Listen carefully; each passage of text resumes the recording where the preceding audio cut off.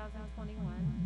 Recording of the meeting is being made by Jamie Wixton, and the meeting is being broadcast and recorded by WCTV.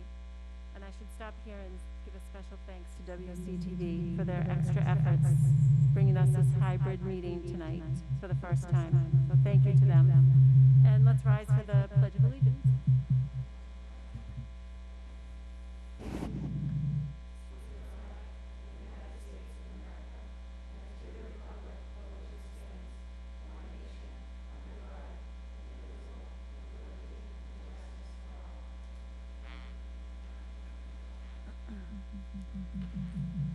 So the first item on the agenda is public participation. First, I will ask if there's anyone here in the room who'd like to speak to the committee. Not seeing anyone, I will just ask if there's anyone on the Zoom meeting. Nope, no one there either. Okay, thank you. And just so we're clear, there was a link on the agenda this week for the first time, and we'll continue that. We'll meet in person, but we'll provide that link so anyone who wants to participate remotely will be able to do that. If they don't want to come into the room, into the meeting. Next on the agenda is good news. Is there anyone who wants to share any good news? I believe the fall sports are off to a good start, with the girls soccer team tying and the boys soccer team with their first win. And I believe the volleyball team played today, but I don't know how they fared. And I know we have our first football game at home tomorrow, so hopefully we'll see a lot of blue out to support the kids for a regular fall season. Excellent. I just wanted to say welcome back to all the students. I believe since our last meeting, everyone's returned to school. I know this week the youngest students returned, and that's always so exciting. I love all the pictures, so welcome back to everyone. Also in good news, I wanted to share and invite everyone to go over and take a look at the new track. So the school district worked with the town to make that happen. It's just so nice. It's nicer than I ever pictured it being. The new track, the new fence.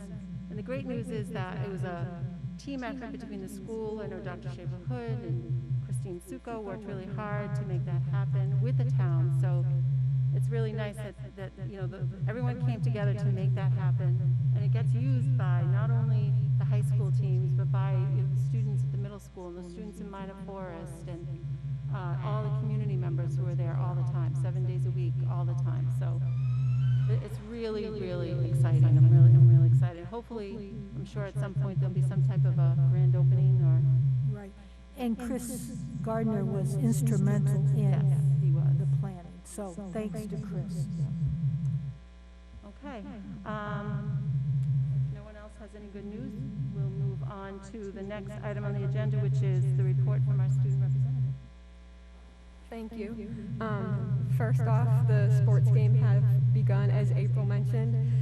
Today and tomorrow there will be volleyball games. There will be a football game at home. Everyone's encouraged to wear blue to show their support. And then the girls soccer team did tie 1-1 with UCT, and the boys soccer team did have a win. And then for clubs, there is a board game club that is starting, and it is looking to recruit some new members. Student council's first meeting was today. The Key Club first meeting was yesterday. They're looking to hang posters for Project Happiness and possibly starting a coat drive as well. National Honor Society is meeting for the first time on Friday. The Drama Club is looking to interview people for a new advisor and producer, as last year the advisor did leave and step down. On October 23rd, homecoming is hopefully going to happen. There will be no outside guests, and there might be a limit capacity as well. And they're discussing a theme. Today, a new hall pass system was also implemented in the school. Students will need to use it to leave class for whatever reason, whatever may it be the bathroom or nurse or just going to guidance for advisory. And finally, there is an SAT date at the Wareham High School on October 28th.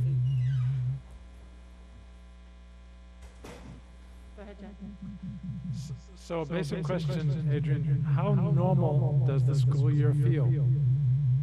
It feels mostly normal. It's definitely a little more hectic with the younger grades seem to have a lot more kids this year, so the hallways are a lot more busier, as well as the lunches, and the new hall pass system is, people are kind of getting used to it already, but it is a little confusing, but we'll work it out in due time. Thank you.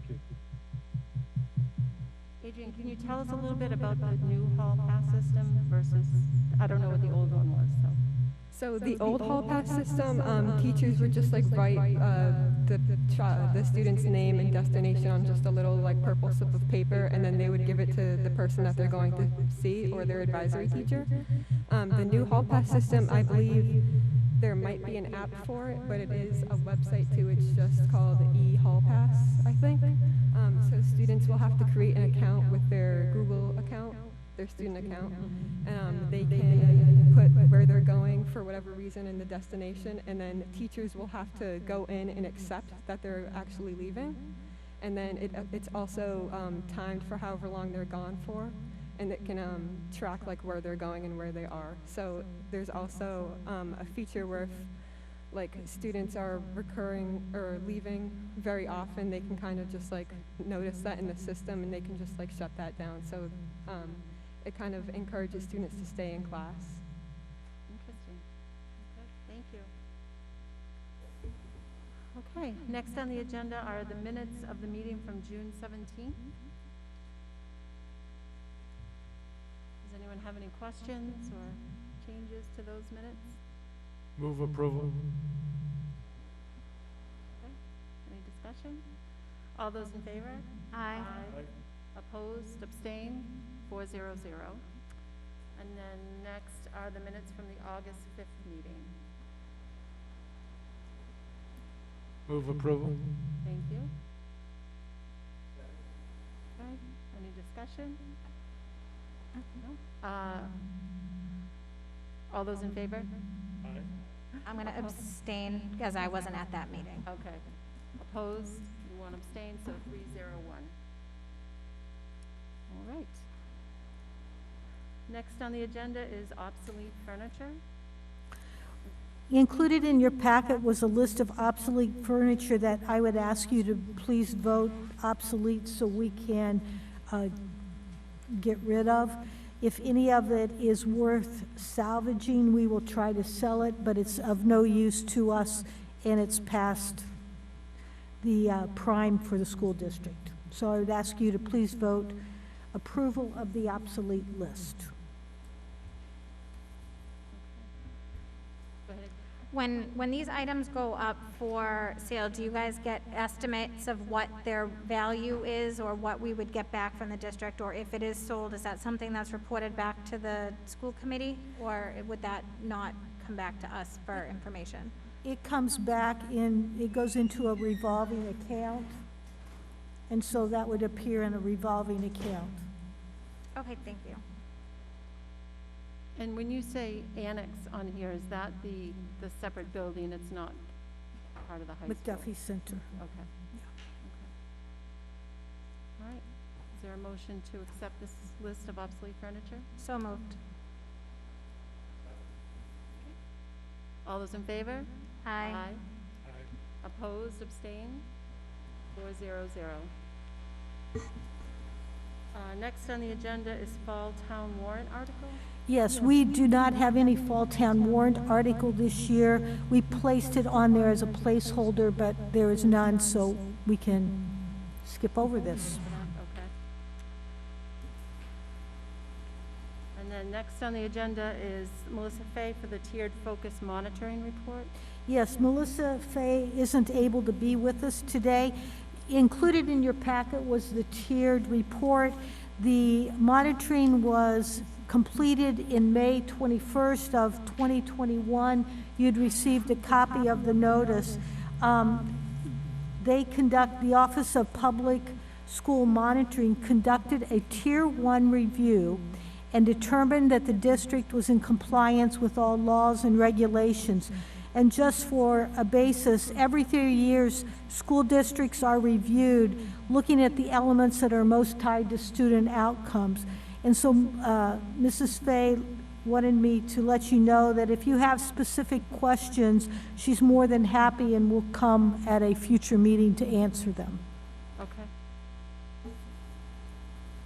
Does anyone have any questions tonight of the superintendent on that? Okay. Thank you. So we will move right along to the back to school report from the principals. All right, so if I could ask, we'll start with the high school this year. So Mr. Palladino, if he would come forward, and then he will share the good news from the high school.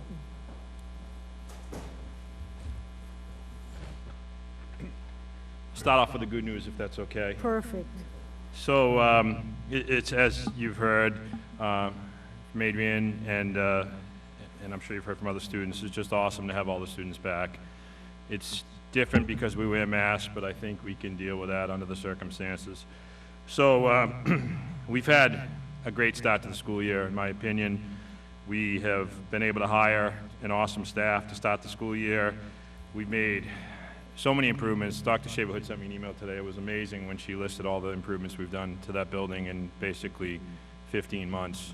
And we're continuing to do all kinds of improvements. So even though in a few months it'll be the oldest school in the district, it's really going to be in probably the best shape it's been in 20 years. So appreciate that. Having everyone back in a traditional setting has certainly been well received by our students. It's great to see the students in the cafeteria with the masks off. You can actually see the smiles, and they seem very happy to be back. Our attendance has been through the roof. Hopefully that stays for the whole year, but really had the first week was unbelievable with the attendance rates. Adrian mentioned the fall sports, and having that certainly kind of brings back like that stability that you need in the high school, keeps the kids grounded and focused on what they need to do. It was awesome. Coach Sweat was over at the volleyball game earlier, and it was just awesome to see the kids out there and the audience. It was amazing, all the parents and family members that were there. Adrian stole a little of my thunder, but she didn't mention the new schedule, which was basically 4 years in the making. We were ready to start it last year, but with COVID, we felt like it wasn't the right time, and we postponed it for a year. But it was, it's great to have a little different schedule, a little less time in class, but the classes meet more often, so in the end, it comes out to the same time on learning. But I think everyone appreciates the new schedule, and having an advisory as well in there really has worked out well. The lunches are a little large because we're well over 600 kids, as you'll hear in a minute. But the cafeteria seats 300, and we're able to spread the kids out, and certainly the outside courtyard area has been well received every day but today. But we'll be back out there tomorrow. Adrian did a great job of explaining the U-Haul pass, so I'm just going to say today was our first day, kind of a soft rollout, and I think the kids will continue to become accustomed to that, and probably teachers will have more difficulty with it than the students, because the students are just great with technology. We have an open house that we're going to be conducting virtually on 9/23. So as I mentioned, our total enrollment is 633 students. By grade, 8th grade 204, 9th grade 130, 10th grade 101, 11th grade 95, 12th grade 92, and 13th grade 11. We also have more athletics going on than just the volleyball that I mentioned. We have 6 varsity teams: football, cheerleading, boys soccer, girls soccer, field hockey, and volleyball. And the volleyball actually has 3 teams, which I can't remember the last time we had a freshman volleyball team. The numbers are very strong for all the programs, and certainly be willing to entertain any questions you may have. I would just follow up on that and say that the athletic director was going to come tonight, but he's going to come to our next meeting and talk about last spring sports and upcoming fall sports. Yes. And maybe even winter sports too, did he say? I think he's doing winter and spring, because I believe we did the fall last year. So yeah. He's all ready to go. We talked to him today about it. He's excited to be here next, I guess, 2 weeks from today, right? Mm-hmm. Mm-hmm. Go ahead, Kevin. Scott, you mentioned advisory. How often is your advisory meeting? What would you say is the main purpose of it? How many students are in the advisory? Sure. Yeah, thanks for asking that. The advisory meets every day. It's basically what we did many years back is we got rid of homeroom. We put advisory in the middle of the day to give the kids a little bit of a break, but also to deal with some of the housekeeping, but also to have all of our meetings during that time. We try not to utilize any class time for any meetings. Back in, before COVID, we'd have some guest speakers come in. We always use that advisory time for that. Today there was a senior class meeting talking about college applications, Naviance, and getting letters of recommendation. The first few days we had a meeting with each class to kind of just go over protocol and expectations.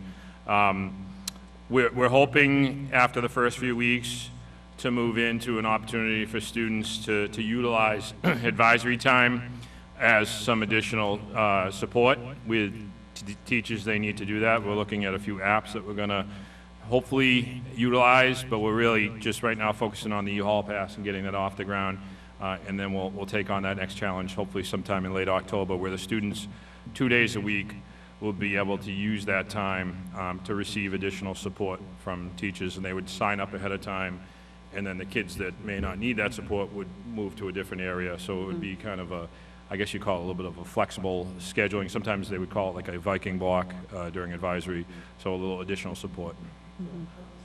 Oh, and 12 average 10 to 12 students I didn't answer that part of your question.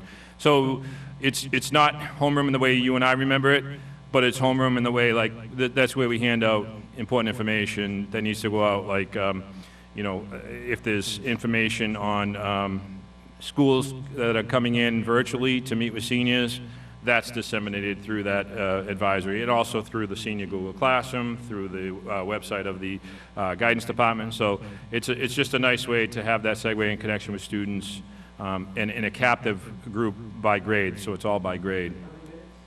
It's right now it's 30 minutes. So kids would have a chance to build relationships with that group of kids over the course of the school. I've had a chance to see a pretty dynamic advisory group in my conference room for about 8 years. And when it's done well, and for the most part it is done well, it's amazing what can be accomplished. And like you talked about, those relationships. And our goal when we started was to make sure the students had 3 adults that they would, first of all, have for all, now it's 5 years, in their life. And there were 3 that we wanted them to have. Probably the first one would be the advisory teacher, because they will spiral with the students as they matriculate through the grades, the guidance counselor, and the dean. And we figured between those 3 people, at least one of them, every student would feel comfortable going to if they had a concern, question, or just needed some information. So it's gone really well. Anyone else? April? So what was can you explain the difference between the former schedule and the new schedule that you said that you've rolled out? I know that it's an 8-day rotating schedule, because my son is not necessarily its biggest fan. He feels that the classes are too short now, which I never thought my child would say. Sure. But just if you could explain the difference between what you went from and what you went to and why. Well, you did a great job explaining it. It was a 4-period schedule per day, and now it's a 5-period schedule per day. It was 4 days before. It was a day A, B, C, and D. Now it's an 8-day schedule. Basically, the biggest difference is if you kept our schedule the same, and basically we supplanted a Viking block period, which is a long period in the middle during their lunch period, and that is a little bit longer. I believe it's like about 75 minutes. And basically, all 8 periods jump into that time frame. So basically, they'll have the regular rotation, which is like 1, 2, 3, 4, 5, 6, 7, 8. But right in the middle, I think we start with what, period 8, and then it rotates. And the idea is so that the Viking period, if you will, never has the same period you would have during that day. So it's not like you'd have a double period of math. We flex it so that all 8 periods meet, but it's not like on day A, it's not periods 1, 2, 3, or 4. It's actually period 8, so you don't have like a double math or a double English. I'll tell you what, the scheduling committee spent about 2 years investigating it, surveying the students, surveying the staff, visiting, but when you could visit schools pre-COVID, and they did a great job of explaining it and having the staff and the students vote on it. And it was, it was a long time in the making, but it's here. We'll continue to, I've talked to the department heads and said, I think certainly tomorrow is the 8th day of the rotation. We'll give it, a semester, and then I think we'll kind of get some feedback and survey the staff and the students and see how they like it. Obviously, we won't be surveying the 8th graders on the same type of questions because they don't have the experience that, Adrienne and her peers have as far as having the old schedule. But so far, it's pretty well received, but I think it does take a little bit getting used to. I'm still, when it's that lunch period, I'm like, okay, what period is this now? It's a little confusing, but actually the kids have adapted quite well to it. Okay. And another question, you mentioned a lot of the upgrades that have been done to the school, but I did notice or heard through some people in town about some of is the school having some issues with AC in some parts of the building that are being worked on? most of the school doesn't have AC, so. Okay, I just wasn't Yeah, sure what, yeah. that was part of the upgrading, because I did hear from I know some we're people. talking about it, but it is very expensive, obviously, to put air conditioning in, 80% of your school. But it would be nice. But, it's really, it's always the first 2 weeks of the start of the school year and the last 2 weeks at the end that are tough. It does cool down pretty quickly in there eventually. Starting in August is tough because there are some hot days, but we fixed windows so they can be opened, and we've done a lot of things like that. But sometimes in the afternoon, the second floor, the back section does get a little hot, but we worked through it. I had a classroom with no windows, so I can tell you, room 255 would be very hot at this time of year, and we forged through it. Thank you. So, Mr. Roberts isn't here, so you put your 80 hat on. Can you tell me how many athletes we have out for football right now? I believe we're close to 30. Yeah. We'll see tomorrow night. I think it's going to be 30 that'll be dressed tomorrow. And what leagues are we in right now? We're in the South Coast Conference. Football, are we some different in soccer? So in soccer, we're independent for, I believe it's a one-year agreement to try and really build up the programs. Is there ever any consideration to going maybe a JV only year for football to get back on track again with numbers and success? We've had conversations about it. We've seen it done at Joseph Case High School so that we kind of have an idea of how it could work. I think it's difficult when you have kids that, a percentage of kids that are really ready to play varsity to say, you're a senior, we're going to play sub-varsity this year. Thanks for being here on the team for 5 years. But there's always a consideration because you always have to make sure you're not going to get kids hurt. That's the top priority. I'm sorry? I don't have the breakdown, but we've got 8th and 9th graders, and they try and do like freshman games. I don't think there's any 8th graders that would be playing at the varsity level. But I do know there are 9th graders playing at the varsity level. Sorry, I thought it was my understanding that the football team was going independent this year, based on the schedule. I think they're playing a number of non-league games starting tomorrow night with Pope John Paul. But they do have, when the conference went to, they don't like me to say large and small, but basically they took all the regional schools and put them in one division and all the single towns in another division. It created a lot of flexibility within the conference. I think the only team that we were scheduled to play that we're not playing in the conference might be a Conequet, but Ed can speak to this a lot better than I can if you want to ask him that next week. He'll be able to certainly answer that. But I know there are some teams in the conference we're still playing, but I think it was Apponequet. You play like one out of your small bracket, and they were the ones, and I think we decided that that wasn't in our best interest. Okay, But Ed can do a much better job than I can on the athletics. thank you. Jeff? You did a great job of describing the new schedule, but what was the primary impetus for moving to the new schedule?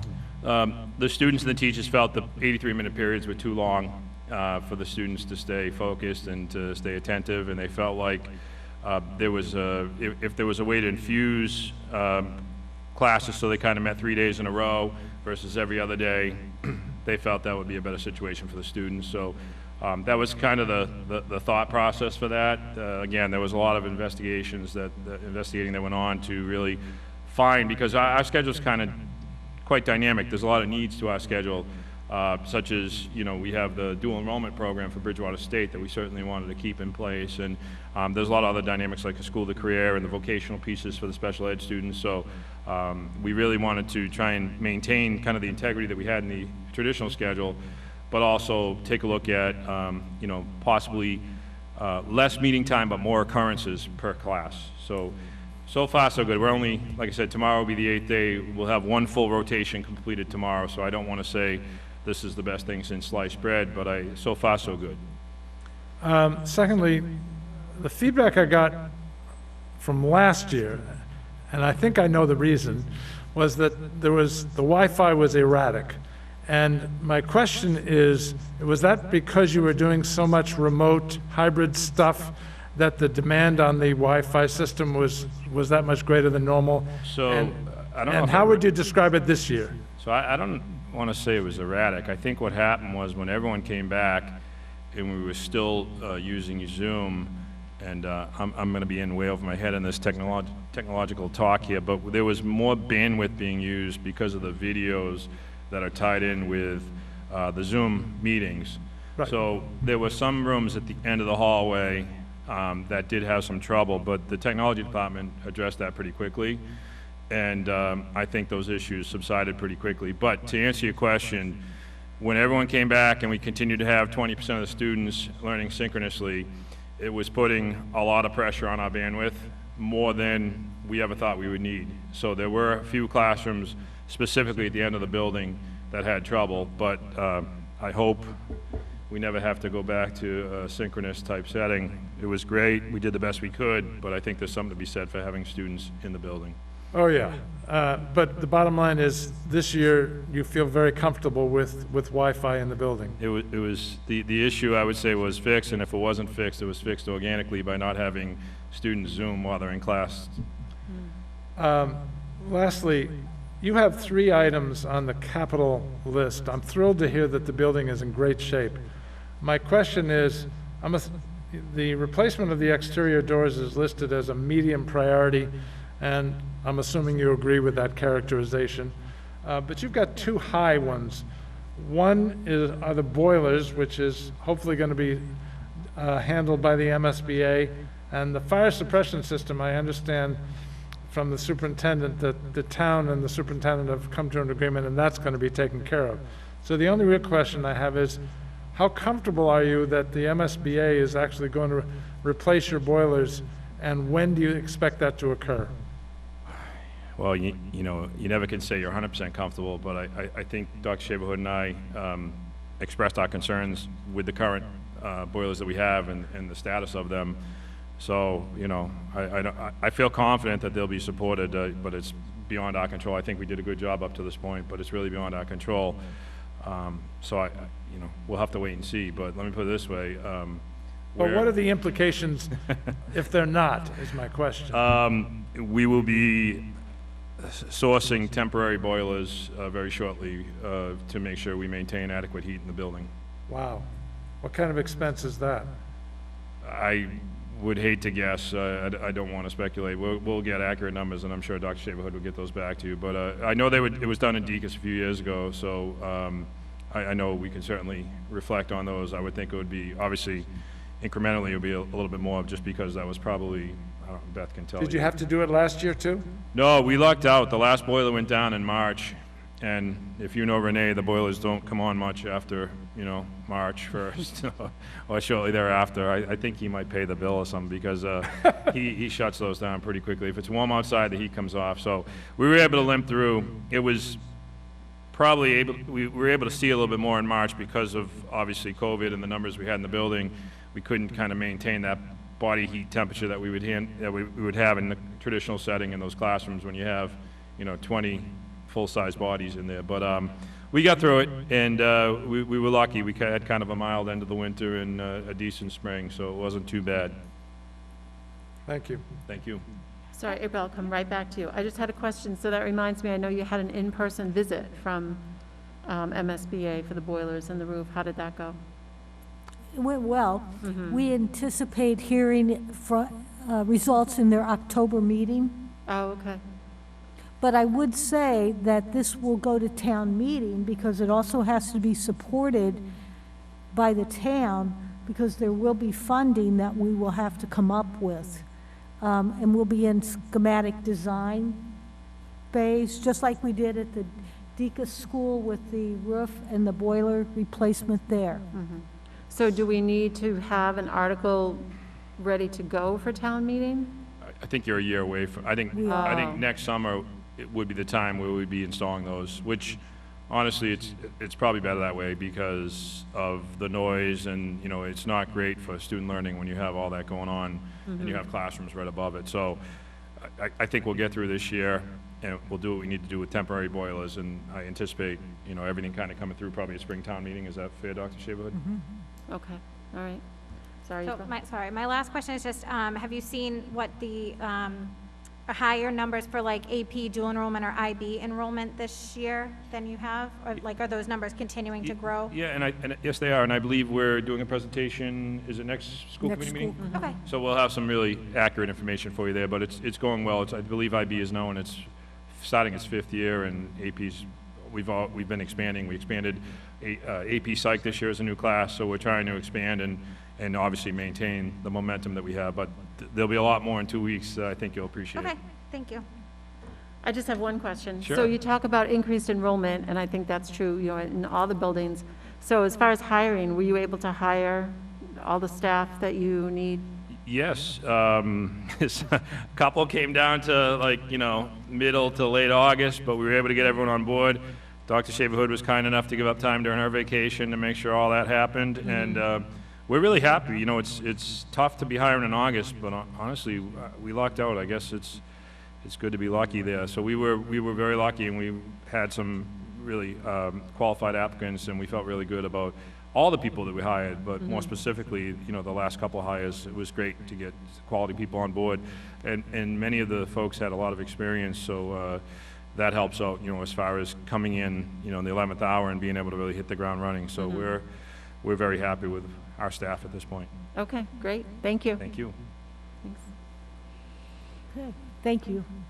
Next we'll go to Jane Fondulis with the night school program, and she is on Zoom. Jane, can you hear us? I can faintly hear you. Can you hear me? Faintly, Kinda. yeah. Faintly? Yeah, and I've got the volume all the way up too, so. That's okay, we can hear you. Okay, so the night school, we're very happy. We are in person. We started this week. We haven't been in person since the closure due to the guidelines for spacing. So we're very happy that we have 3 classes going on in person every Monday, Tuesday, and Wednesday evening. We still have to have some remote virtual, again, just because of space. Currently, we have 39 registered, and there's still more that are registering tomorrow, and the cutoff is next Friday. So we anticipate to probably be at about 45 students when we are fully registered. We have 2 grade 9 students. We have 12 grade 10, 5 grade 11, and 20 students in grade 12. Of all these students, 5 are school choice. And we have 2 part-time students over at the high school that are taking some extra classes to catch up. And so we're very pleased. We have 7 staff. All the staff came back, along with our security officer and our coordinator. And it's just nice to see the kids back because we haven't been in person. So we're off to a good start. It was really nice to see the kids in the building tonight when we came in for the meeting, yeah. Does Yeah. anyone have any questions? Jeff? Jane, did you say you had 2 students that were using night school to catch up? Is that the way you described it? Well, we have 2 students from the high school that, and not just Wareham High School, but from other schools in surrounding towns, that if they need to pick up an Algebra 1 class because maybe they didn't pass it, or they want to speed up their process in school, getting more credits, then they can come and pay for the class in the evening. So they're regular students during the day and then going to school again at night? Just 1 class. They don't do full-time or anything. They just take 1 class with you? At the night school. So At if the they night need school. an Algebra 1, for example, tonight, Algebra 1 and 2 classes are going on. So if someone needed an Algebra 1 class, they could enroll in the night school Algebra 1 program and pay for it. And they're going to regular high school during the day? Yes. Got it. Interesting. And are these, I'm surprised but pleased to hear this, but we also had summer school for those people who needed to catch up, correct? So this is an additional way students can catch up, correct? Yeah, the summer program that we had at the high school and middle school was an accelerated academy that was funded through the 530 grant. And again, we have that grant going into this school year and next summer. So we'll be able to provide some accelerated programming after school and next summer too for the students. But did I hear you correctly that they're paying for the night school? Yeah, so if you're a full-time student in the night school, you attend 3 nights a week, you're full-time, and it's covered by the school that you're coming from. So if your school choice from Sandwich, then Sandwich is paying for that student to come to our night school program. What I'm talking about is we have students that maybe they're a senior and they're short a class. They're not dropping out of day school, they're full-time day school, but they will come, say, on a Tuesday night to pick up that class that they need to graduate, but they pay for it. Interesting. Thank you. Yeah. Jane, how does that enrollment number compare to the last couple of years? It's comparable to last year, but pre-COVID, it's a little down, and I think that's due to, I think it's going to increase because it started decreasing because our students really need to be in person. Mm-hmm. Well, all students need to be in person, but particularly our night school students, it's a struggle for them to be remote. So I think we're going to start to see these numbers increase as we're able to increase more classes in person. And how do you make your program known to other students in other towns? How do they know that Wareham has this? Our brochure, our program brochure every semester, so our fall semester and our spring semester is emailed out to all, surrounding towns, the guidance departments. Okay. Okay. Thank you. Thank you. Oh, sorry, April. Are we one of the only towns that offers this kind of program in the surrounding towns, or are there other that are comparable to what we offer? We're one of the few. New Bedford does have one, I believe, and Brockton. But we're one of the few. So we have a lot of, Carver, Bourne, Sandwich, Falmouth that come to us. Thank you. Anyone else? All right, thank you, Jane, for being here. Thank you. Thank you. Okay, next would be the middle school, Tracy Cote. And a shout out to WCTV, that worked really well. I don't want to jinx you. Yeah. Good evening. Hello. All right, so at Wareham Middle School, we have 463 students enrolled right now. Grade 5, we have 127 students. Class sizes are about 16, 17. Grade 6 is 164 students with class sizes of 18, 19. Grade 7 is 172 students with a class size of about 20, 21 students. I would describe the middle school this year as happy. We're all very excited to be back. Our children are excited to be with their friends.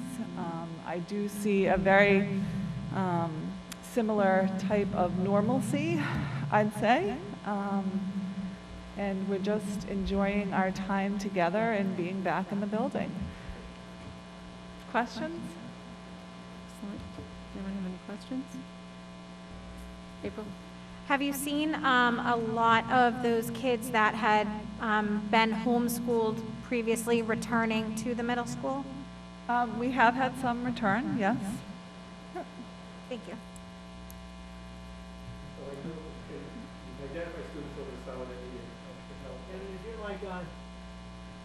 Believe so. Yeah, I believe so. It is now. I know you identified students over the summer who needed help. What are we doing now for those same students that still, I'm assuming there's some type of gap between normal learning because of COVID and everything else. What are we doing to help those? So 53 students went to summer school this year, as compared to 20 students. We also have been able to institute this year interventions in ELA at each grade level. We have interventions with a math interventionist at each grade level.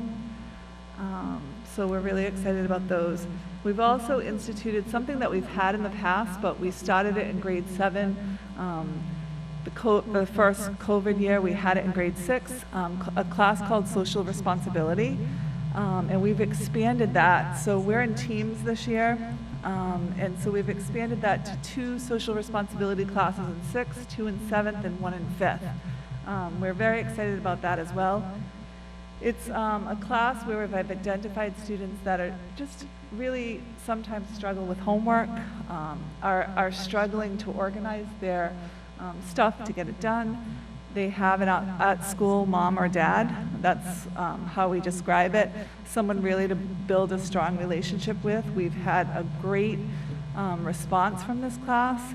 If a student has it for a term and they don't need it anymore, the teacher talks to the parent, talks to the student, and we can move students in and out based on our guidance counselors' recommendations and the teachers that are running these courses.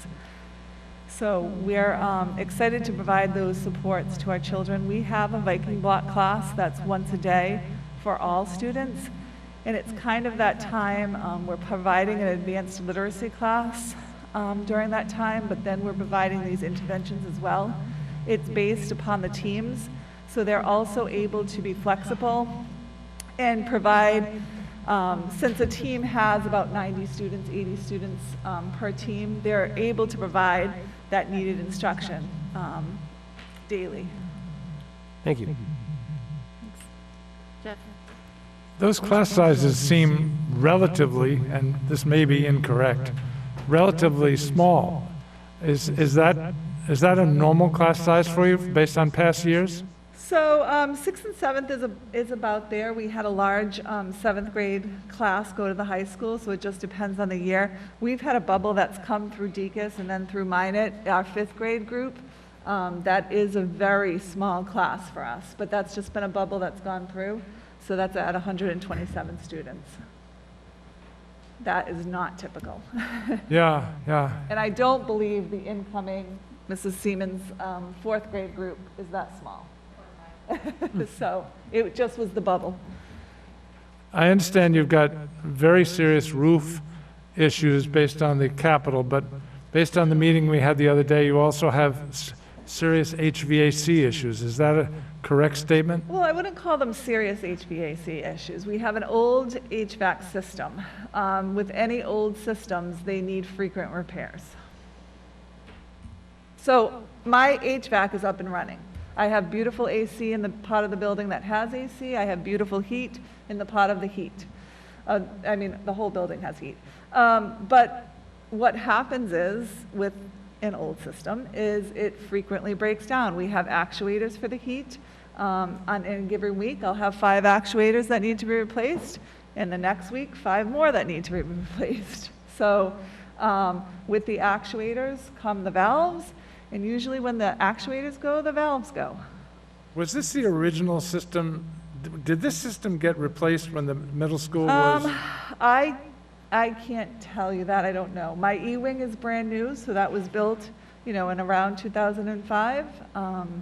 The rest of the uni-vents, I'm not sure if they were replaced or not. 'Cause it would be really old if it was the During that original. time. I would assume that it was, but, so the life expectancy of actuators and valves, which I've come to learn, is about 15 years. Thank you. So they just all happen to go at the same time. Yes. Just a quick question. What percentage of the building does not have air conditioning? The only part of the building that has air conditioning is the E-wing, upstairs and downstairs. We were, through capital planning, able to put AC in the cafeteria. Actually, when they redid the building, they took the AC out of the cafeteria. It was the only part of the building that had AC, and they removed it. And that was a really poor choice, so. It does get very warm. I've done lunch duty in there. It's full It gets of very glass. warm. So we do now have AC there. The auditorium has AC, the library has AC, but the rest of the areas do not have AC. Okay, thank you. The kids coming back to school, so there must have been a portion of the 6th graders that had never been in the school. Is that true? So kids.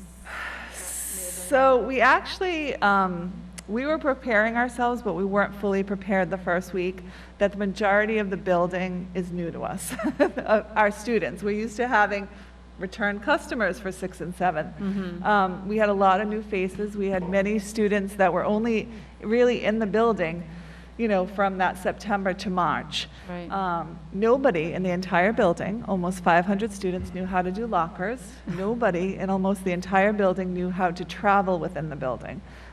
So it was a fun first week. We were all very exhausted, but the children really picked up quickly. Oh, good. But typically it's only one grade at a time, but really this year it was 3 grades.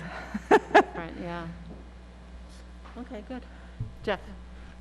So how many kids did you say you had? 400? There's 463 right now, daily 463. changing. When the 3rd and 4th grades move out, okay, what do you view your capacity to be, a comfortable capacity to be for that school? I don't know. We haven't really thought about a comfortable capacity yet because I feel like we're going to be able to breathe. Right now, Mrs. Siemens and I have no space whatsoever. I understand completely. So, you know, we have teachers doubling in rooms. We have teachers on carts. So, we haven't even thought about it because we had hopes that Minot was leaving, and yet they still stay. Understood, but trust me, it will happen this year. I okay? know, I keep hearing that. So the next time you're in front of me, maybe you can let me know what you believe the comfortable. So I'm going to say 500, Mr. Sweat. If you want me to say something, I'm going to say 500 because you know why? If I don't say that, you and Dr. Shaver-Hood are going to be moving more students into the building. So 500 is a perfect size for that middle school. That's interesting because I think that's a lot less You think so? than it was built for. So what you're telling me is I'm that not going to tell you that when I first started and we didn't have the E-wing, we had 900 kids in that school from 6, 7, and 8. I know. 900 kids. So, I mean, they didn't fit comfortably, but I thought you were going to say a number somewhere between 500 and 900. yeah. So 500 sounds really small. Oh, I mean, we have, I don't know, between the two buildings, we have 850, say, students right now, and that is not comfortable. Understood. And the reason I ask is because the superintendent anticipates over 800 kids, correct, at the new elementary school, See, right? here we go. Right? Here we go, 4th grade. More than 800, You yeah. see? 900 and some. Okay. So, and that's built for about 1,040 to be precise, okay? So that's not a huge cushion at the new elementary school. I know, I'm ready. Okay? And Mr. Palladino is seeing his numbers. He wanted 8th grade, so I really think, I mean, And he Mr. still wants Palladino eighth. for 8th grade, so I Don't- really think that should stay there. I'm not suggesting Mr. Palladino would shoot us if we moved it back for multiple reasons. Yes, So yours is the one place, I know, you know, I'm ready. we hope to have some expansion capacity. I'm ready. Good. Thank you. You're welcome. All right, thank you, Tracy. Thank you. Okay, next, Mrs. Siemens, Minot.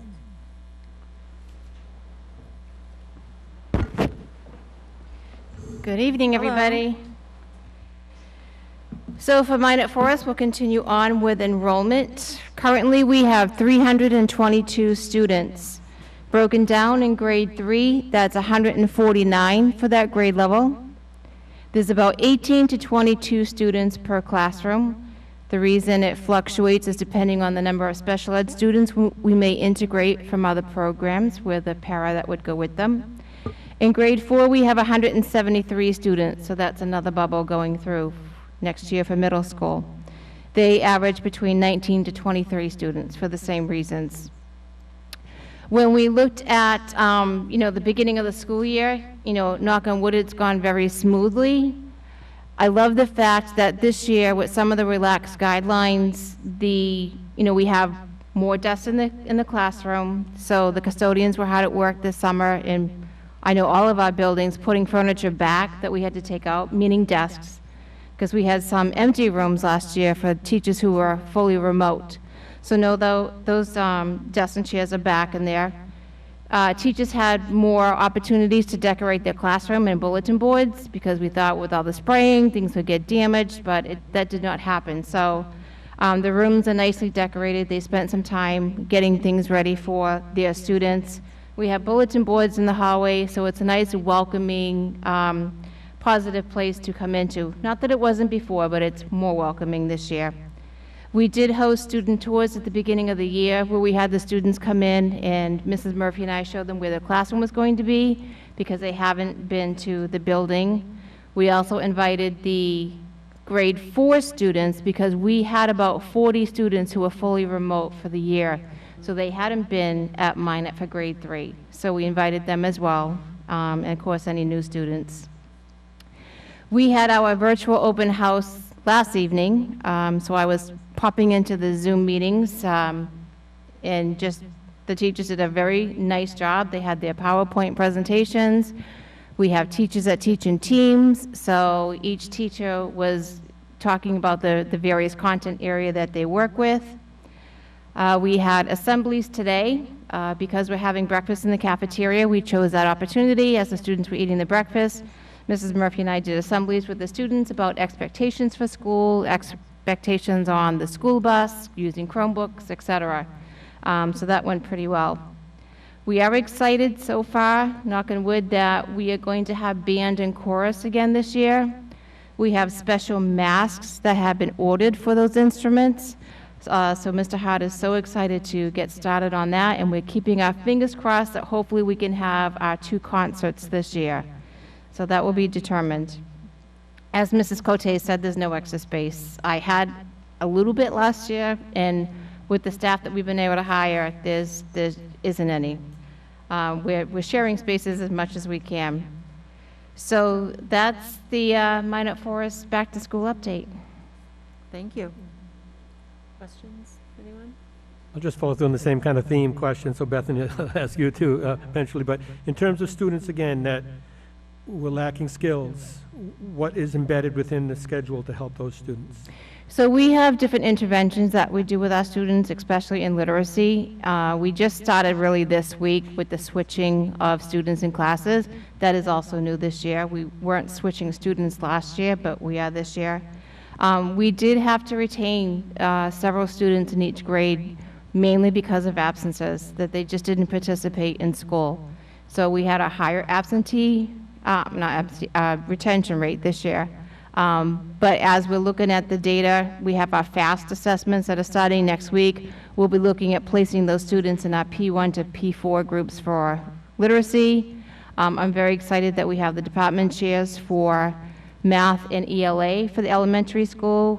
We met with them today and kind of talked about benchmark and assessments and the help that the students need and working with teachers. So we'll continue to do that. Thank you. Mm-hmm. I'll ask, I didn't ask Tracy this question, but about hiring. So you mentioned hiring. Were you able to hire the staff that you?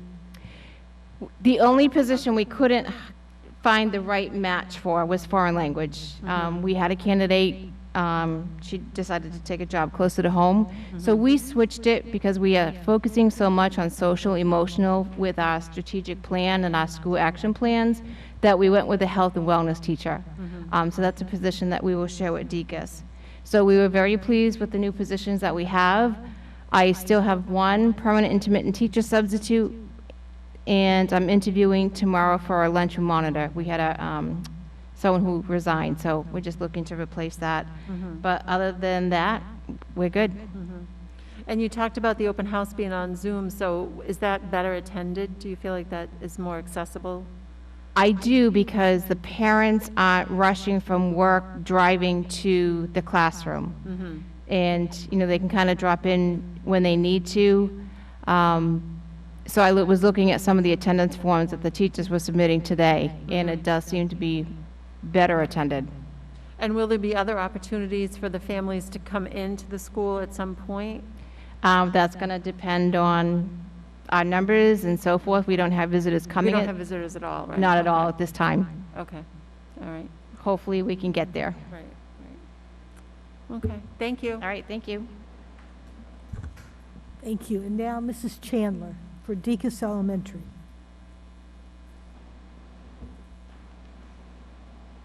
Okay. Good evening, all. Hello, welcome. Okay, well, we started.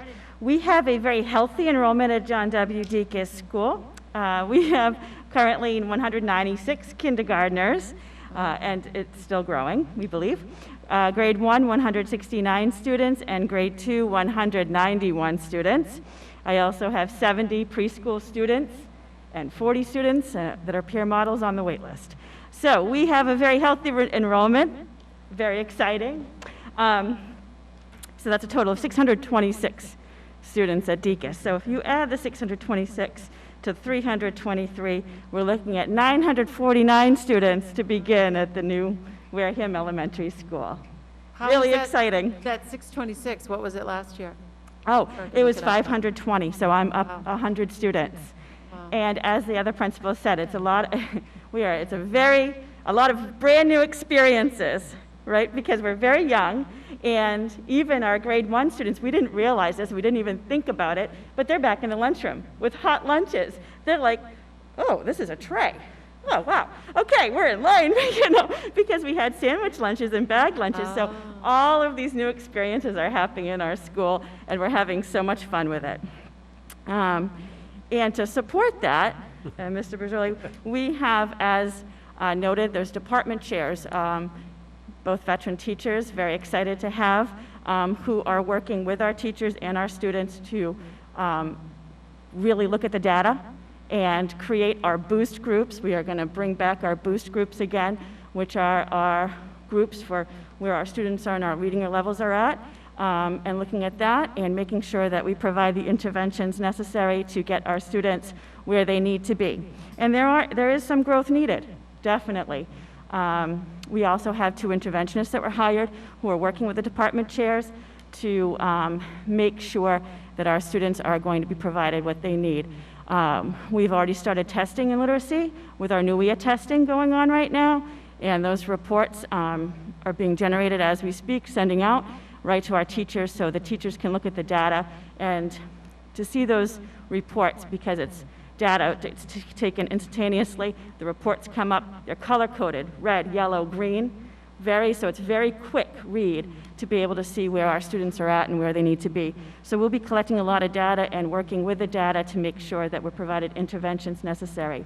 We had a wonderful professional development in the fall with Carrie Thurston, who also not only worked with our teachers, but also our paraprofessionals in working on interventions that support mindfulness and the brain and how the brain works, to make sure that we're creating literacy strategies that work with the students that we have in front of us. So it was excellent and very well attended. So we're very excited.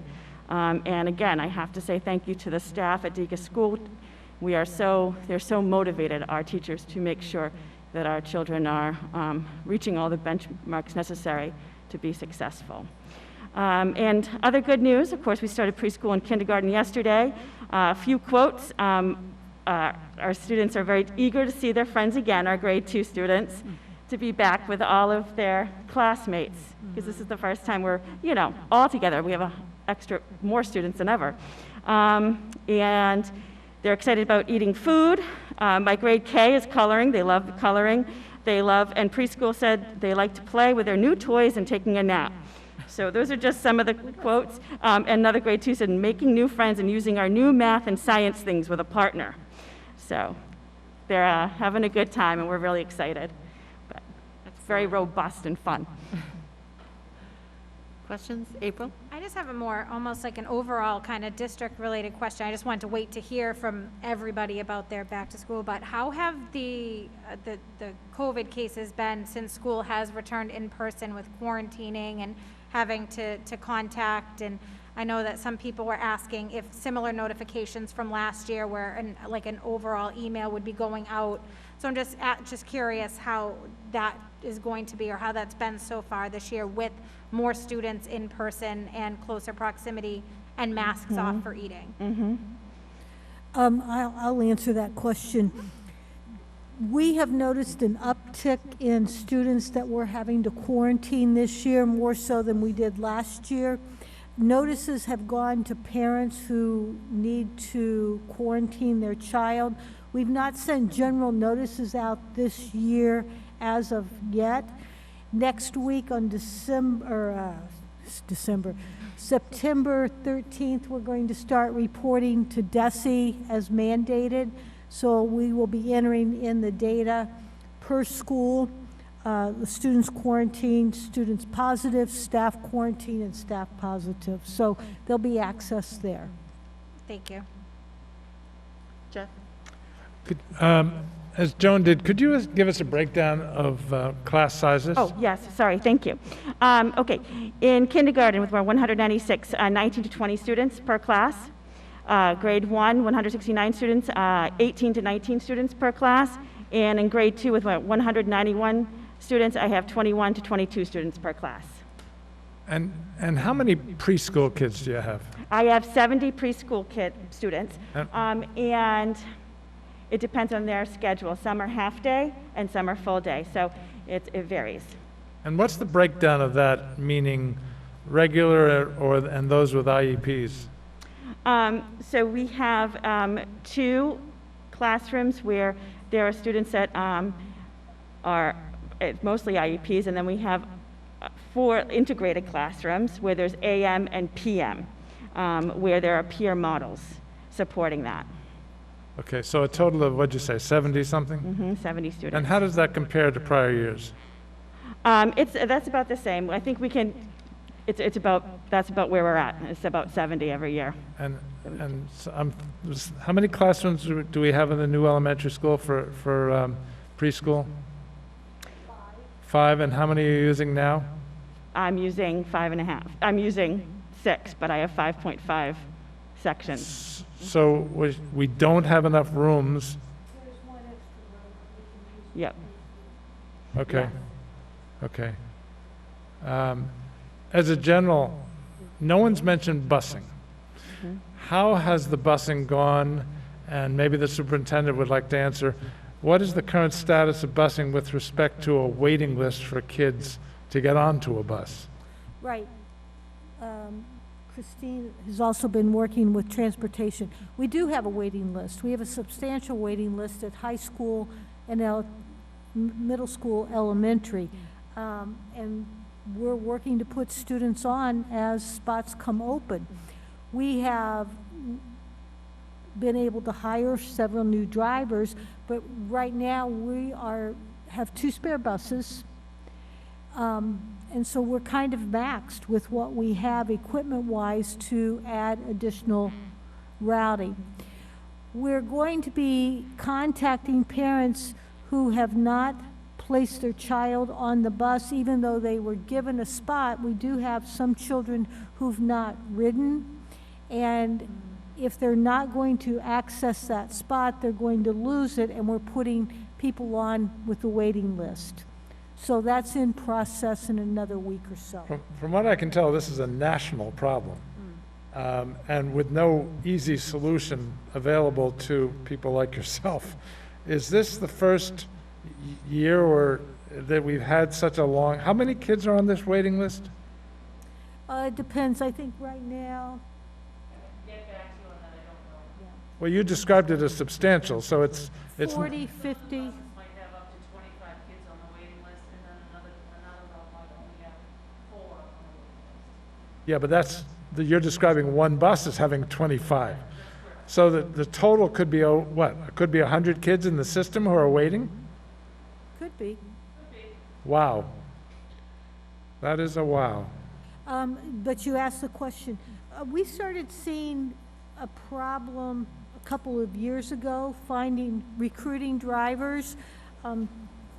This year, thanks to the school committee and members of the Bus Drivers Association working collaboratively, we've been able to increase benefits, and so we've attracted several new drivers. We certainly hope to continue to do that. What we will also have to do is to purchase new buses or vans to move our students. This is a serious national problem.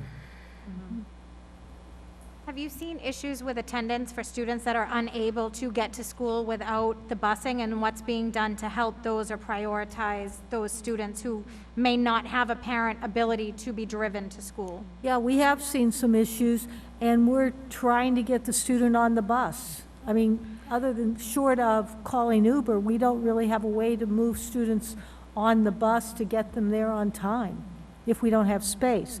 The only accommodation that I will say that we've been able to do is we've tried to keep the seat right behind the driver open just for the driver's safety, additional safety. So that's either 2 or 3 students that we're taking space for a driver's safety. Was it just a first come, first serve for sign up for the bus? How was that determined? Who got the bus and who didn't? Yeah, I mean, you know, we started last, April, trying to get people to enroll. We've extended, every year, we extend the date, we extend the date, we extend the date, and try to get people. We send out emails, we put it on Facebook, et cetera, trying to get families to enroll their child, and it doesn't get done until after it's almost time for school to start, and then we get a plethora. So with that being the case normally where it has gone, where we've put out to ask them to enroll, is there a way to sort of backwards do it and automatically enroll all students and have them unenroll if they're getting a ride, or that way those students, most students would be automatically enrolled, but if a parent chose to drive them, or if once the student has the ability to drive themselves or as a walker, that they could opt out and sort of do it in the reverse so that we'd have, you know, those students would kind of be already on the list? Right. You know, that was kind of the process several years ago. And what we found would be we could not get a parent to say, yeah, no, I don't want that seat. And so we were having buses go with 5, 6 kids because we had to keep seats open for everyone else because we didn't know when they were going to ride or not. I think the other thing, it's just, we were able to put everyone on the bus who enrolled in the time we gave them, and we even extended it, and we were still able to do that. But it's when you come 2 days before school, a week before school, we have our bus routes made and we're maxed. We just need people to follow the guidelines. So I hear you, and I'm quite sympathetic about what you're describing. The only other thing that jumps out at me is it's one thing for a 15-year-old who lives a half a mile or a mile or whatever away to not have a bus. It's another thing for a 6-year-old who lives 2.5 miles away. Are we using that as a way of prioritizing people on this waiting list? Right. It's easier to move the elementary students on because you can put 3 to a seat. Understood. So it's easier that way. And high school's a little bit more difficult.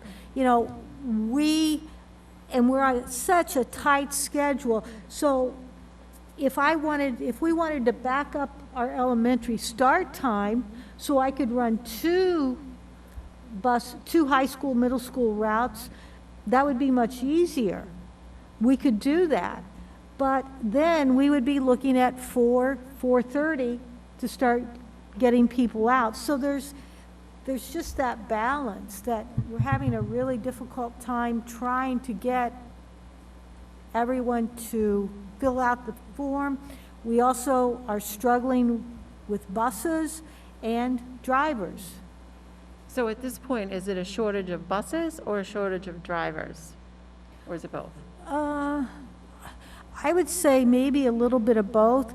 You know, the 2 spare buses that we have, They're really just they're spare. They're not something you want to use all the time. Yeah, you know, and we've been combing the internet and other places to see if we can find used buses. You know, we've had a couple of people call and say, oh, we have some buses for you for sale. Well, that's kind of like buying swamp in Florida. I don't want to buy the swampland. I don't want to buy those buses because there's so much repair. So we do have our standards when we do make a purchase. So we're still trying to find adequate used buses. Well, I was at a meeting at Cape Cod Collaborative last night, and I heard 2 interesting things about buses. One is that they're looking at the exemption for retirement, so to allow those who are retired to work as bus drivers and have their earnings be exempt. similar to what they say they've done it for teachers during this time. So maybe that would be helpful. Yeah, but I will say our bus drivers are very loyal. They're very accommodating, and we have several retired drivers who have come back and who are still driving for us because they know we need the help. So we've been very fortunate with that.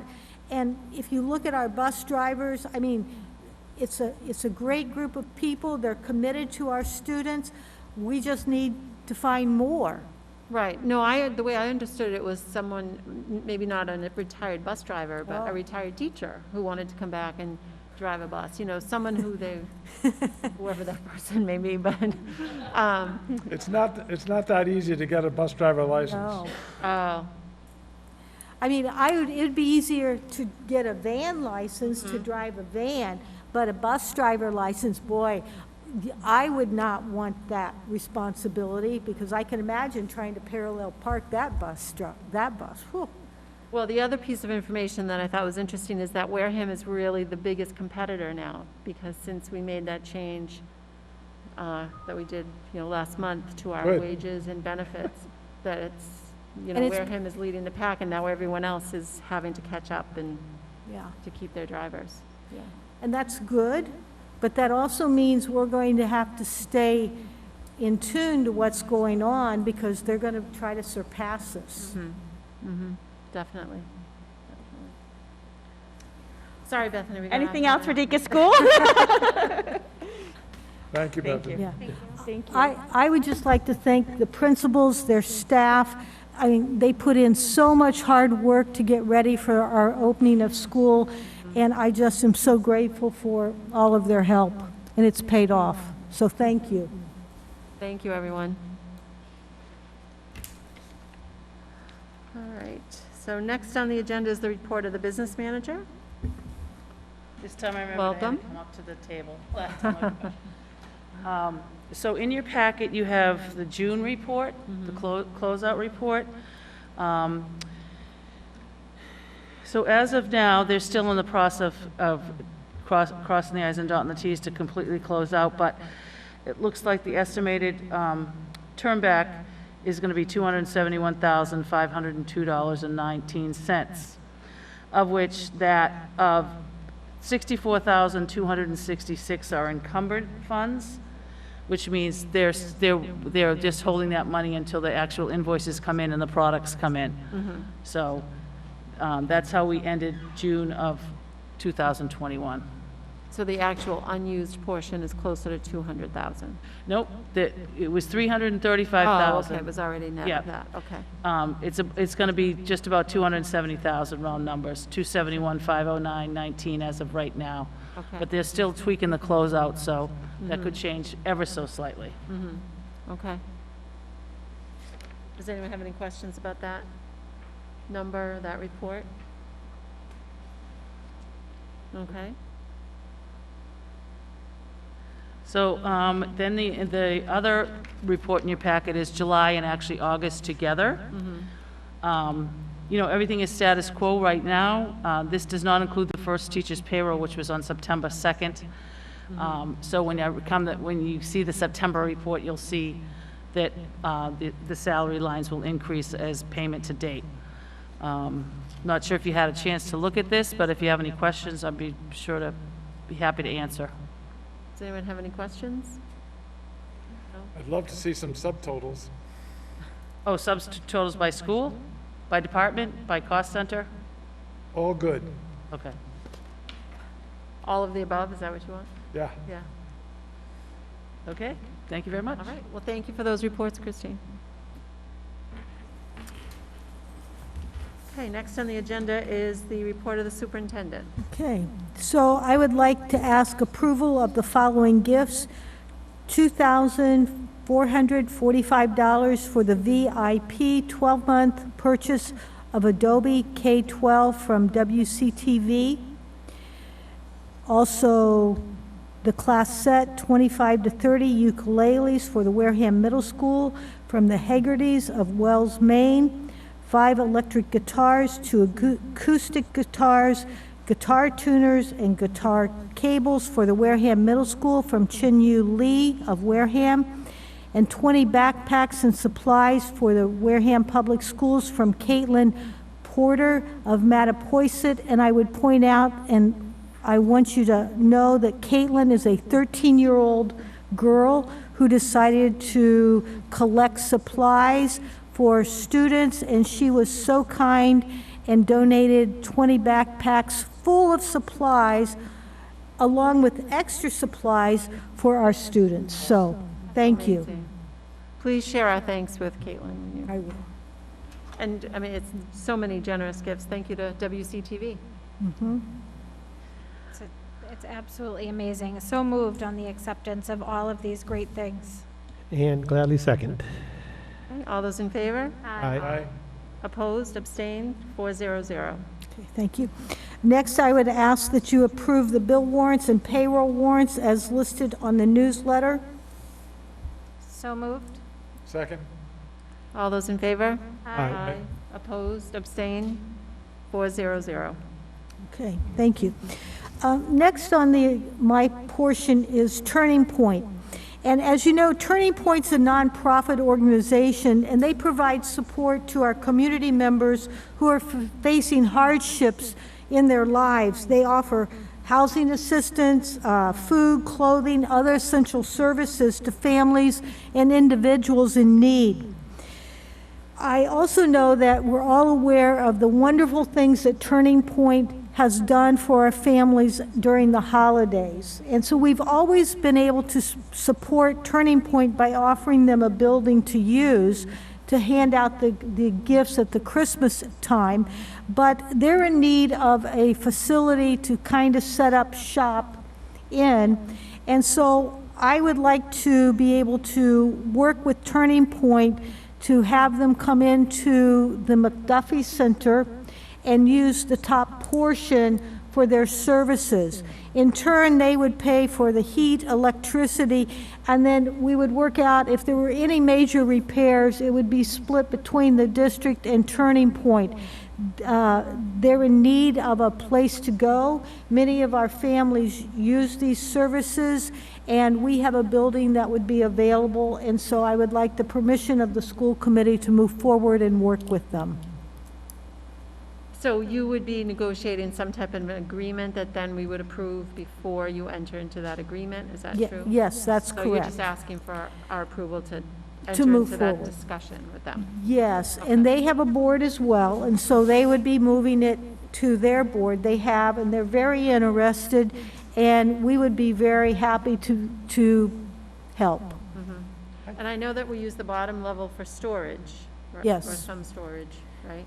We will continue to do that. They do not need that space. And we don't use the main level for anything at this point? No. Sounds like a win-win to me. I think Thank having you. an unused building be used is a huge asset to not only the community with Turning Point, but to the district as well, to help offset those utility costs. Okay. Thank you. Okay. Do you have any concern about potential damage they might do to the building? No, I don't. Would they be responsible for any damage they did to the building? They would be. Okay. They would be. I think that's an important, I love the idea, don't get me wrong. No, I But understand. that should be a provision of the lease. I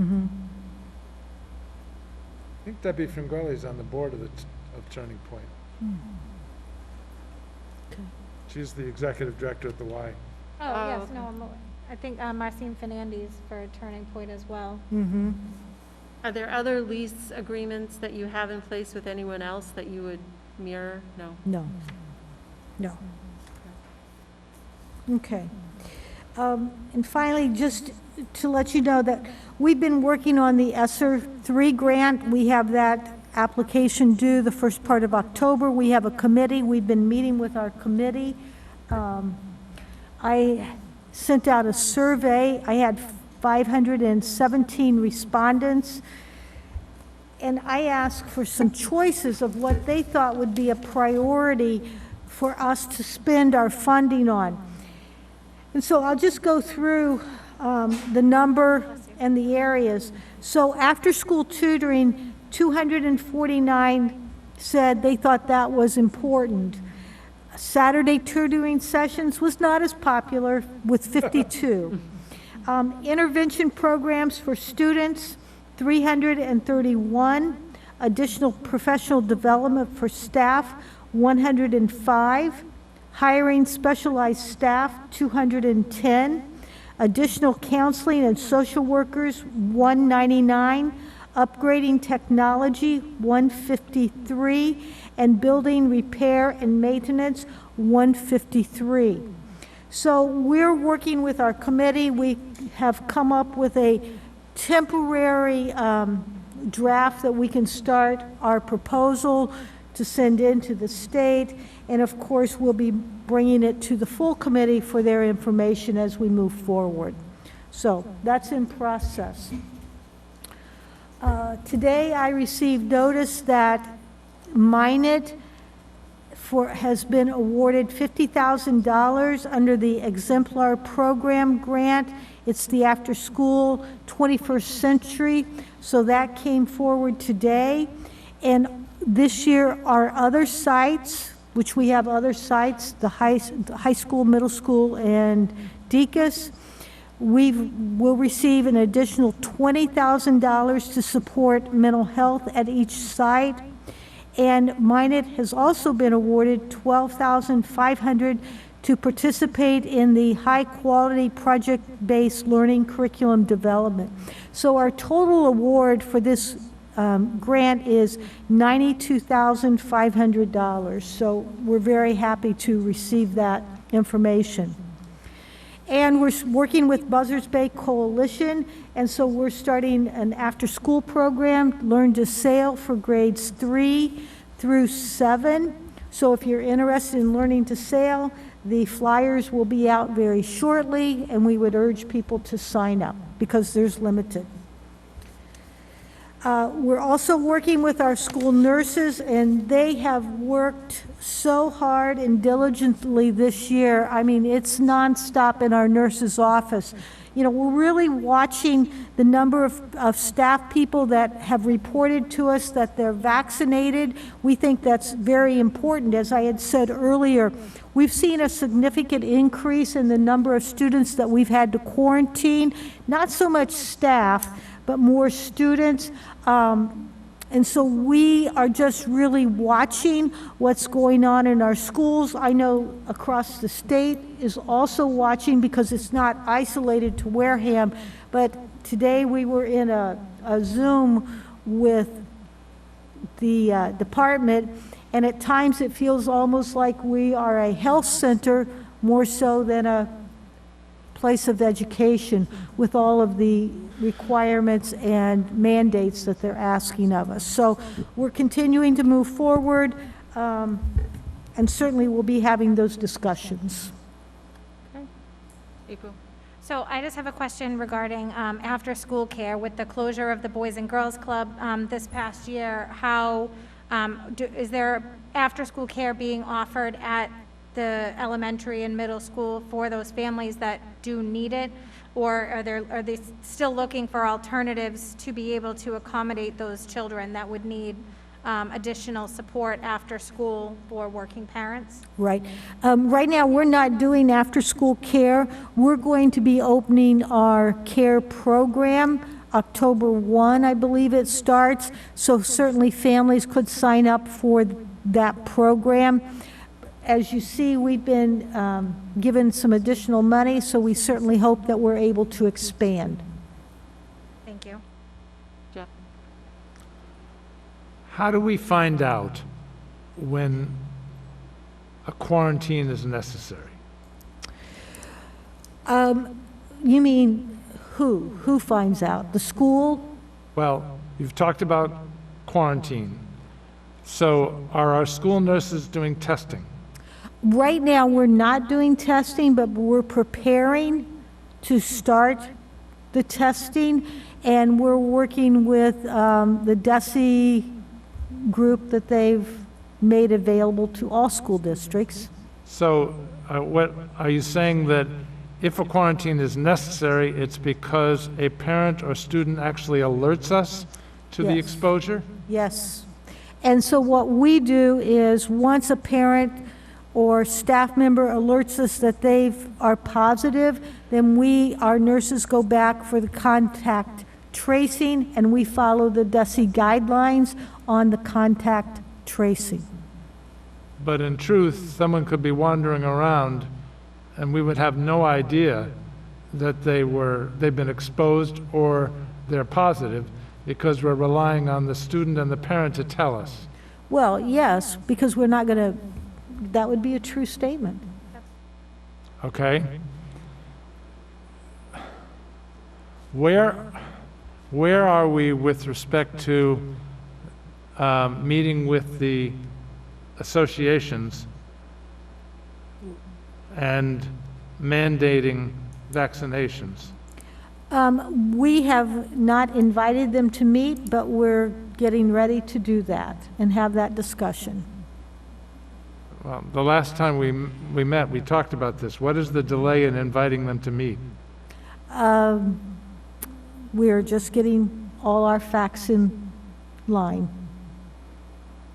The Los Angeles School District, I don't know how many tens of thousands just mandated it for students. We're not even talking about that. We're just talking about staff, correct? Mm-hmm. And we don't even have a meeting scheduled. We don't, not yet. But we could also decide.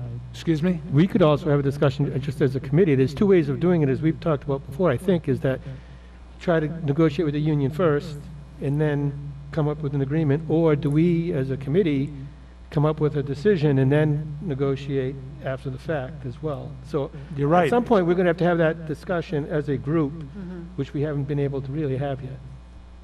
Well, we haven't had it on our agenda to talk to have a discussion at the school committee level. And so perhaps is that one thing that you're waiting for, to have the support or not the support of the school, until you know, so you are on the negotiating committee with Mary Morgan, so before you meet with the union, would you want the support of the school committee, or to know? It's my understanding that that's how many towns are handling it. The school committee is approving it, and then the negotiations begin from there. Speaking only for myself, not Mary, I just would like to have a constructive conversation. Whether we go into that discussion with the known vote of the school committee or not, I want it to be a constructive conversation where everybody is trying to do what's in the best interest of the health of the staff and the students. Mm-hmm. So either way is fine with me. I just don't think we should be waiting for something to happen, because it's happening around us as we speak. This is a community that's only about 50% vaccinated, which means we're much more vulnerable than a community that's 80% vaccinated. So I think we have a moral obligation to meet, to talk about it, to take action, and not wait for things to just happen until there's a crisis. So as one of the two people who would have that conversation with the union, then you can move forward without that discussion or vote at the school committee, if that's what you decide to do. Dr. Swam has something she wants to say. I just wanted to mention that I think what Dr. Shaverhood, it's on. I think Dr. Shaverhood wanted to gather as much information about who has been vaccinated, not their names necessarily of staff. So she sent an email out to collect that information first, so that when you are going into any discussion, you have the information to know how deeply or how critical, right, the discussion is. So just gathering information first and having as much as you can ahead of time, I think, is a smart way to begin. Candidly, it would have no impact whatsoever on the policy that is developed. The emergency of the policy, it would be a different conversation. We know the town is approximately 50%. If the staff is 80 or 90%, that's great. But it's not going to change the policy, whether it's 80% or 90% or 60%. we have an obligation to create the safest possible environment for our staff and our students.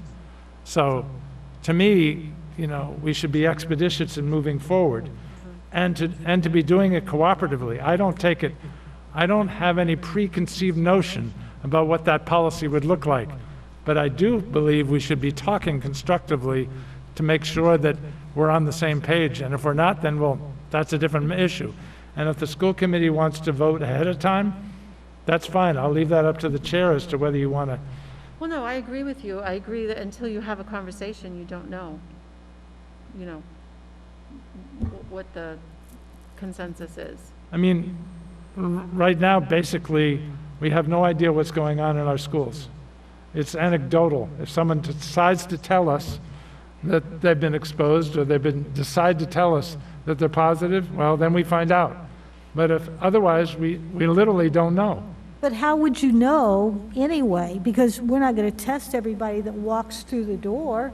So we're still relying on their honesty or their sharing to tell us if they've been exposed or not. Right. But if there's a mandate with appropriate exemptions, depending on the situation, if there's a mandate, and part of that mandate is you get tested absent a vaccination. I mean, I don't want to develop a policy, you know, in the middle of a meeting. But the bottom line is we're right now operating without knowledge. Now, we could collect it, but that's not the answer to the policy. That would simply tell us something that might be interesting, but it wouldn't change the policy.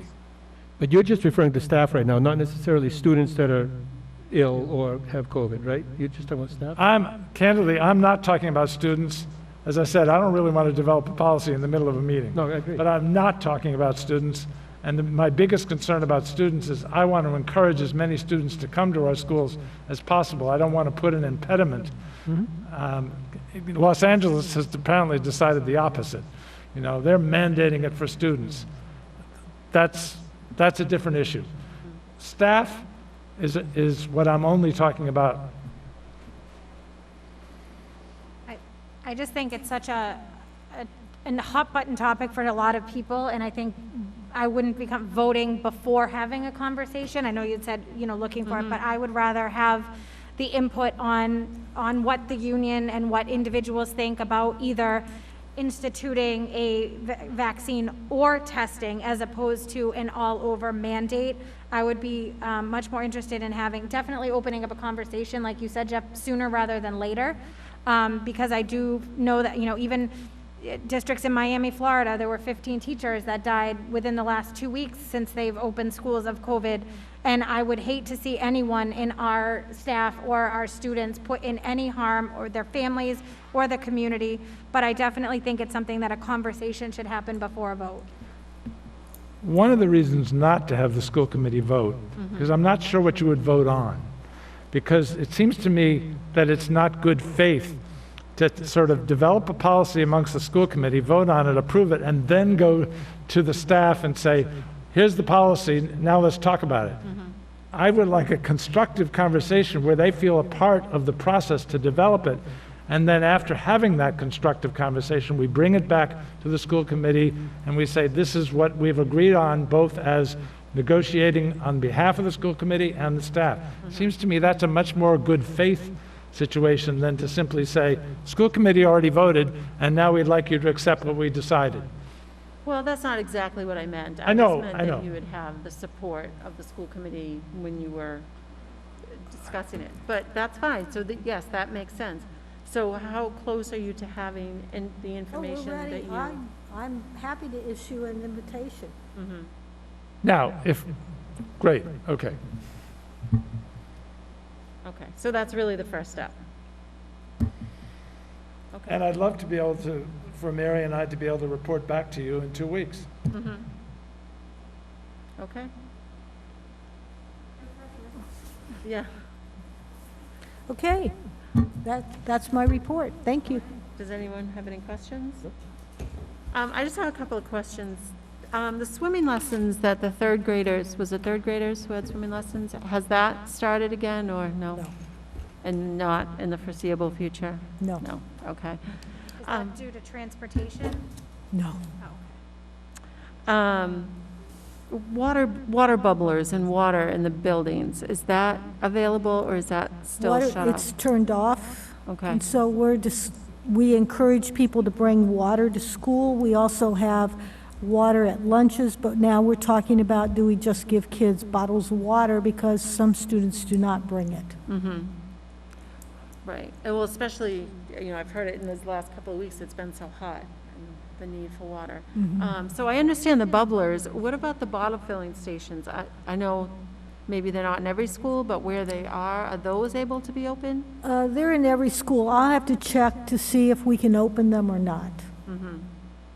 Okay. Were they used when they were open? Oh, I mean, yeah. do kids? Yeah.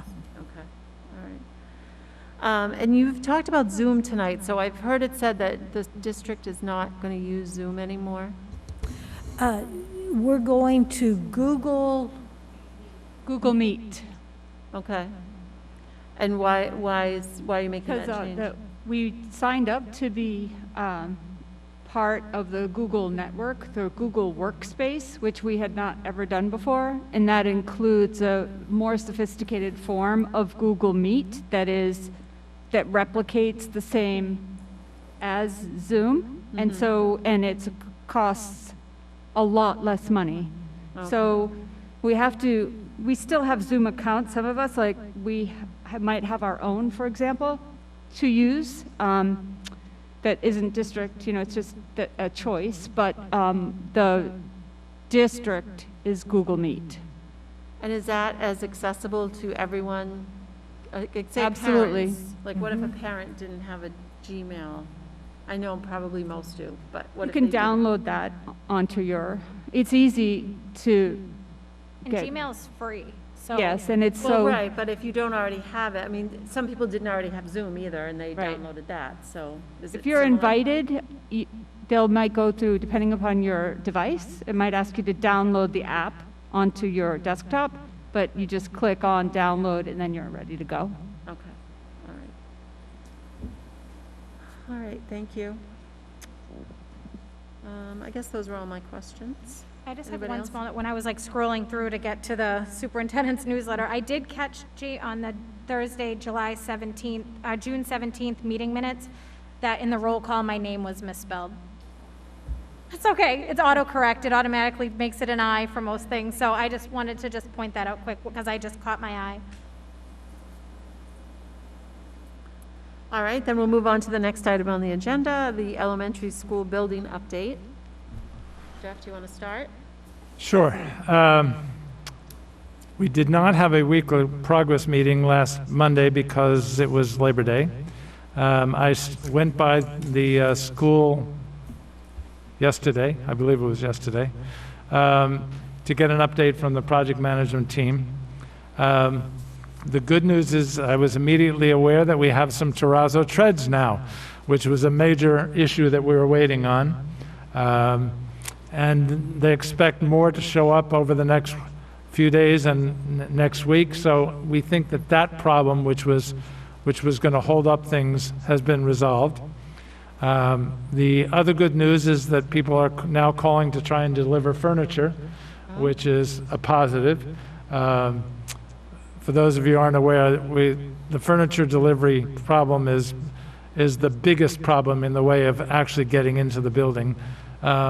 The Bacon Construction has been kind enough to give us one of the wings that is the most complete as a place to store the furniture.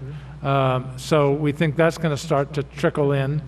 Unfortunately, the right word is trickle. We don't know exactly when it will be fully available to us. We had a network switch problem, which when I probed, it looks like it will probably require us to replace one vendor with another vendor, but so it may in fact not end up delaying us at all. So that was a problem that became one, and then it looks like it's been resolved.